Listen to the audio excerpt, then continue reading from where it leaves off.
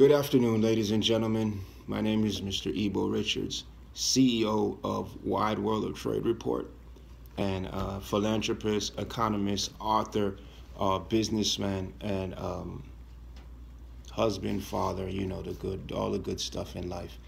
And we're sitting here. We're starting a new pilot here at IZ Corp Exchange. Again, I'm the CEO of IZ Corp Exchange. And we're starting a new segment on IZ Corp Exchange Television, and it's called Economics Corner. Economics Corner is a business. It's been established for about 2 years now, and is a member of the IZ Corp Exchange in good standings.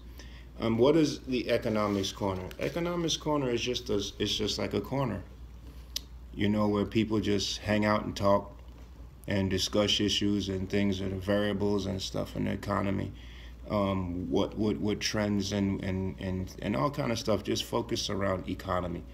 And this segment is hosted by me. Again, it's on IZ Corp Exchange Television. It's hosted by myself, Mr. Ebo Richards, economist. And what we'll be doing is answering 3 questions, giving a point of view. We'll stress the blog, which is doing fairly well, and then we'll start a charitable. We'll leave you with a charitable, begin a charitable argument to get your mind, jar your mind on what's going on in today's economies, emerging markets, governments, whatever. The economy is broad, so we won't cover everything, but we'll cover a lot of ground, and you'll be able to learn something. I like to learn something new every day. So again, we're looking at 3 questions. We don't have 3 questions today. This is the first segment. And we'll be doing this every day. We'll try to do it around midday, where it's kind of cool down in sunny South Florida. And we'll give a point of view. And the point of view today, it just so happens, being that the first day that we're doing this show on IZ Corp Exchange Television, is I'm introducing pivotal economics to the market, to the world of economics. I don't think everybody's heard of it because I just established it and started it today. I'm just releasing it today. So what is pivotal economics? Okay, you have the rise and fall of economies. Economies, there's supply and demand. There's trends and trendsetters. So when you're studying economies, you're looking at like we said, an economist is a financial priest, if you will. And they, people look to economists to say, where is this going to go? Where is this market going? Where is this industry going to go? Where is this product that just came out going to do?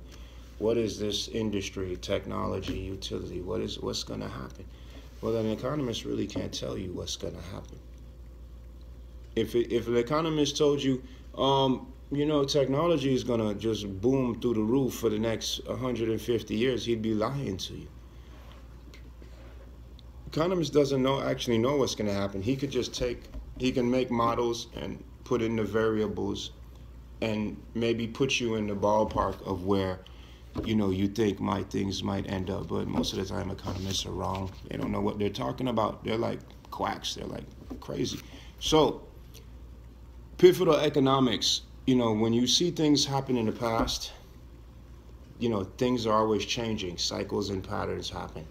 So what happens in pivotal economics, which I've seen in my young economic career, is that the trends, they come and go. But what people don't realize is, like, you're studying the past and the present to try to gauge the future of whatever you're marking, whatever you've marked. With pivotal economics, the main focus is, and this will help a lot of economists, especially the dead brain economists. Those are the real smart guys. And information is changing and everything. The pivotal economic stresses how long was something being used. Okay, so let's say the iPhone. The iPhone comes into the market. When the iPhone's gone, people aren't going to remember, iPhones for like 15 years were the platform used for this. Then it started fading down, and it had phases. Then it went to the saturation phase, and everybody got one, and the market started just bottoming out. It just topped off, and then new technology came in. So what pivotal economics focuses on is how long was your subject or your unsub or whatever it is you've marked, how long does it stay at each interval? So for instance, consumers are a catalyst of the economy. Then you have media drives the economy. Public relations pushes business, the trendsetters, and then the rise of demand. There's no fall of demand, there's the rise of demand. And then you have the politicians, you have the workers, the politicians who set the policy, the workers who work for the government and work for the systems, and then you have the businesses outside that try to come in and privatize what they can, and they manage the private sector. And then you have privatizing. That's pretty much what business is about. Because if you really think about it, for instance, if you look at China's banks are owned by China's state. See, there's no free bank in a lot of these emerging markets. That's what a lot of people they're not waking up to. So you would look at let's just look at that example.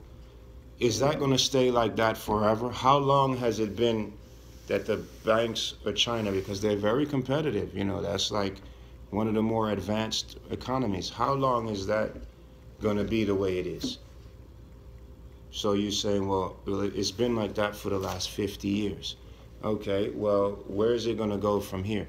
It's just not like, well, this happened and this happened. You have to really gauge to an exact time of how long was something like that, and what was the outcome of it? What was the damage that it done? What did it do in its lifetime sitting on this shelf? Because products, people, another good thing is purchasing power in the economy. GDP, people say, well, how much do you make? How much can you spend? How is the wealth being created? And the good examples that we had are we just mentioned the banks in an emerging market scene, but then you have computers, appliances, and video games. You always see a video game. What's the life of a video game? I know this is more like the alley of technology, but we're not really harking on technology right now. You look at a video game, you say, well, okay, the first video game was what, a Commodore 64, an Atari 2600. How long was that there? You see what I'm saying? How long have people been playing video games? They weren't playing video games that long. The video games, what, 40, 50 years old? So you not even that long. You have to look and say, okay, how long were people doing this? Why would you say that? Because you're looking at a broad-based economy. What is a video game? You sit down, you turn on electricity, you're entertaining yourself for so many hours or so much amount of time a day, and the human being is being absorbed, his mind is being absorbed into this video game when he could have been doing something else more productive. But instead he was stimulating the economy, buying more video games, sitting down, turning on electricity, and ruining his couch or whatever it is. So there's a whole bunch of analogies and examples that we can use to study pivotal economics, like politics. Each president is in for 4 years. A term is 4 years. A term is 8 years. A guy might be in. The president of the free world might be in for 8 years. So you got to say, okay, during that 8 years, what happens? Now, well, when this guy was president, you really have to. It's not just saying, well, okay, duh, we know that. But what you have to do in pivotal economics is you have to get right down to the exact dates and time, and then you have to differentiate between the positives and the negatives and the impact that it had on not just the economy, but the society and the people in it. And then you have to say, well, did it impact anybody outside the economy? Then, there's revenues, there's monies, there's stuff like that. So get used to studying pivotal economics, because moving forward, especially with this technology, you know, like the way the old things work. Okay, like take for instance, here's another one. Housing, the value of a house. All right, you have your house, right? You say, okay, let's take my house for instance. I fixed my roof 20 years ago. I have to fix my roof again. This time what happens is when I do my roof, I'm going to put solar panels on the roof. See, it's a whole different time. So you have to look and say, okay, well, back then people weren't thinking like that. How long were people not thinking like that? Here comes the new technology. So when I put the solar panels on, how long is it going to be before I have to say, okay, I have solar panels? New technology is going to come in. The panels might be smaller, maybe more easier to manage. How long is that technology, or how long is that going to take before it changes again? How long am I going to be on this shelf when I say, okay, now I have to either upgrade my roof, upgrade the panel, upgrade, you know what I'm saying?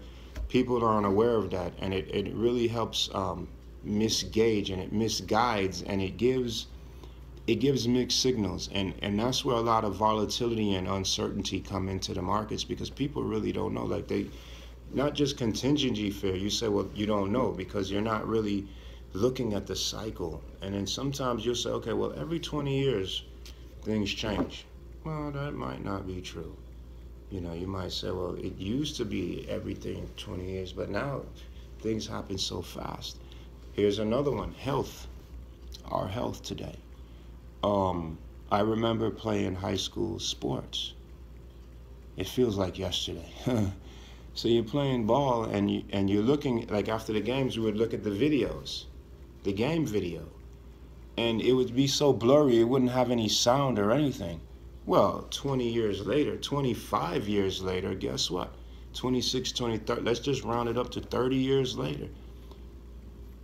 When you turn on a high school football game or a basketball game, it's like you're watching a professional game. You see the scores, you see the people, you could see the kids' eyes and everything. It's like, wow.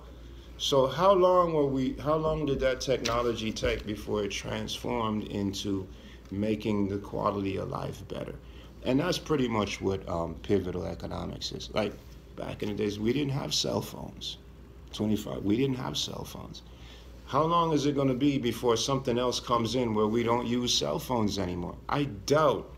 I really, really doubt if we're going to be using cell phones the way we use them today in the next 30 years. I just don't see it. I mean, it's possible, but the cell phone would be so advanced. I mean, it'll probably be the size of, who knows? We don't even want to get into, that's a whole nother discussion. We're just introducing pivotal economics into the realm of economics. And you heard it here first on Economics Corner, hosted by yours truly, Mr. Ebo Richards.